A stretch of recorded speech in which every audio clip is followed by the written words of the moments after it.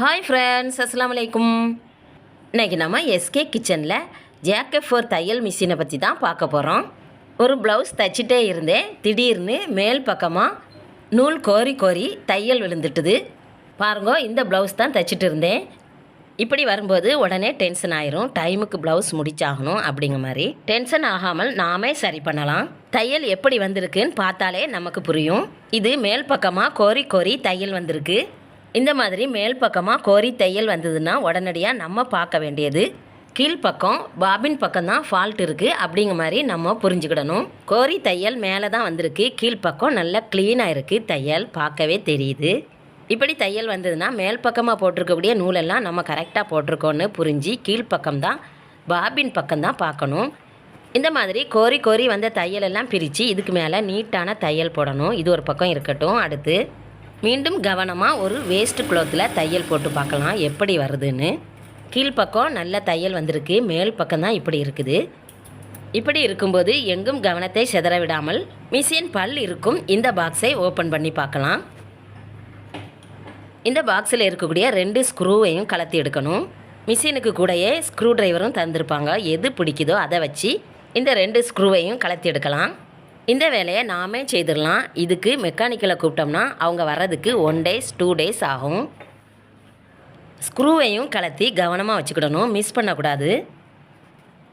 எப்படி கலத்தினமோ அதே மெத்தடில் மீண்டும் போடணும். மிஷினை ஆஃப் பண்ணி பார்த்தா உள்ளாடி இருட்டாக இருக்குது, அதனால் ஆன் பண்ணியிருக்கேன். அப்போ தான் பல் உள்ளாடி ஏதாவது நூல் எதுவும் இருக்கா, டஸ்ட் இருக்கான்னு பார்க்கலாம். உள்பக்கமாக பார்க்கறதுக்கு லைட் அவசியம், அதனால் ஆனில் தான் வச்சுருக்கேன். கவனமாக செய்யணும். பாக்ஸை ஓப்பன் பண்ணிட்டேன். இதுலேயுமே அதிகமாக டஸ்ட் இருக்குது, இதை பின்னாடி எடுக்கலாம். இது ஒரு பக்கம் இருக்கட்டும். பாருங்கள், உள் பக்கமாக அதிகமான டஸ்ட்டு இருக்குது, இதை எல்லாம் க்ளீன் பண்ணணும். இது இப்படி இருந்ததுனால தான் நம்முடைய தையல் கோரி கோரி வந்திருக்கு. பார்க்கறதுக்கே தெரியுது எவ்வளோ டஸ்ட்டு இருக்குது.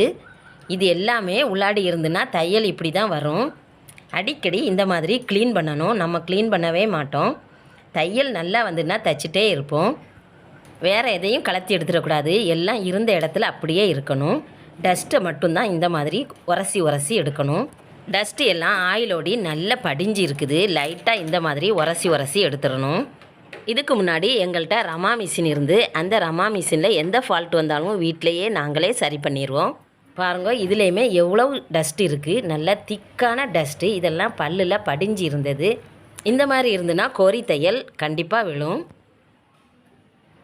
இந்த மாதிரி பெரிய மிஷினில் ஃபால்ட் வந்துன்னா மெக்கானிக்கலை கூப்பிடுவோம். மெக்கானிக்கல் கலட்டி மாட்டதுக்கே பணம் கேட்பாங்க. உள்ளாடி இருந்த ஓரளவு டஸ்ட்டெல்லாம் எடுத்துட்டேன்னு நினைக்கேன். ஒரு குளத்தை வச்சு நல்லா தொடச்சிடலாம். இப்படி விரல் விட்டு பார்க்கும்போது எதுவும் இல்லை, நல்லா தொடச்சி க்ளோஸ் பண்ணிட வேண்டியதான். மிஷின் ஆன்லேயே இருக்கனால கவனமாக இருக்கணும். பெடலில் கால் வச்சிங்கன்னா மிஷின் ஓட ஆரம்பிச்சிரும். ஊசி பக்கமாக வேலை பார்த்துட்டு இருக்கனால கேர்ஃபுல்லாக வேலையை செய்யணும். கீழ்ப்பக்கமாகவும் விரல் விட்டு டஸ்ட்டெல்லாம் எடுத்துகிட்டு இருக்கேன். இந்த மாதிரி செய்யதே மெக்கானிக்கல் ஓவர் ஆயில் பண்ணுற மாதிரி உள்ள வேலை தான் நம்ம பார்த்துட்ருக்கோம். நல்லா கிளியர் பண்ணிட்டேன், எல்லா டஸ்ட்டையும் எடுத்தாச்சு. பாபின் கேஸையும் ஒரு முறை செக் பண்ணிடலாம். நூல் இந்த மாதிரி போட்டு எடுக்கும்போது நல்லா ஃப்ரீயாக வரணும். இதுவுமே கரெக்டாக இருக்குது, கீழே மாட்டிடலாம். இதுலேயுமே டஸ்ட் இருக்குது, நல்லா க்ளீன் பண்ணி ஃபிட் பண்ண வேண்டியதுதான். இதில் இருந்த டஸ்ட்டுமே எல்லாம் வந்துட்டுது. பாக்ஸை க்ளோஸ் பண்ணிட வேண்டியது தான். எப்படி எடுத்தோமோ அதே மெத்தடில் மீண்டும் வைக்கணும்.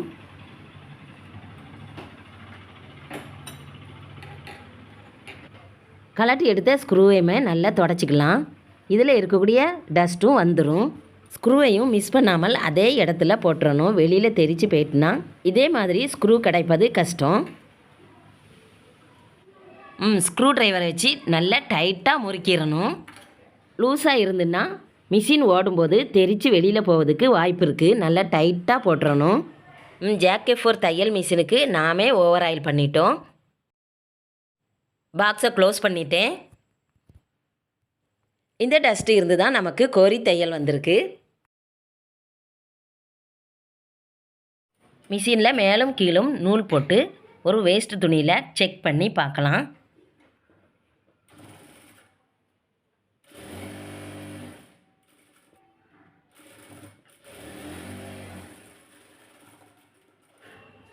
தையல் நல்ல நீட்டாக தான் வந்திருக்கு.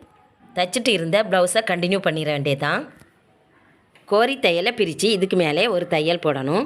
இந்த மாதிரி மிஷினில் வரக்கூடிய சின்ன சின்ன வேலையை நாமே செய்யலாம். அரை மணிக்கூரில் இந்த ஃபால்ட்டை முடிச்சிட்டேன். இதுக்கு மெக்கானிக்கலை கூப்பிட்டோம்னா 1 days 2 days ஆகும். தையல் தைக்கும் நம்முடைய எஸ்கே கிச்சன் சிஸ்டர்ஸுக்கு எல்லாத்துக்கும் இது புரிஞ்சிருக்கும்னு நம்புதேன். இந்த வீடியோ உங்கள் ஃப்ரெண்ட்ஸ் அண்ட் ஃபேமிலிக்கு ஷேர் பண்ணுங்கள். எஸ்கே கிச்சனுக்கு சப்ஸ்கிரைப் பண்ணுங்கள்.